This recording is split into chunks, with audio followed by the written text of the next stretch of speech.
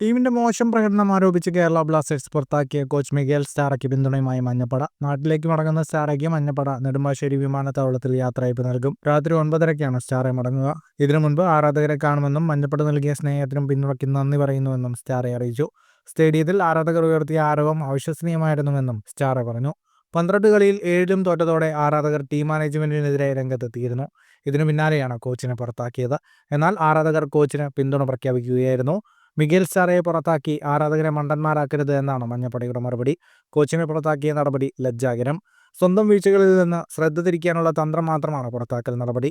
ഇതുകൊണ്ട് ടീമിലെ പ്രശ്നങ്ങൾ തീരില്ലെന്നും മഞ്ഞപ്പട മുന്നറിയിപ്പ് നൽകുന്നു. തുടർ തോൽവികളിൽ മുങ്ങിയതിനു പിന്നാലെ മഞ്ഞപ്പട കഴിഞ്ഞയാഴ്ച ബ്ലാസ്റ്റേഴ്സിനെതിരെ രൂക്ഷ വിമർശനവുമായി രംഗത്തെത്തിയിരുന്നു.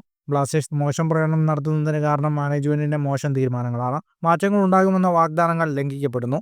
ബ്ലാസ്റ്റേഴ്സിന്റെ അടുത്ത ഹോം മത്സരത്തിൽ ടീമിനായി മുദ്രാവാക്യങ്ങളോ വാദ്യമേളങ്ങളോ ഉണ്ടാവില്ല.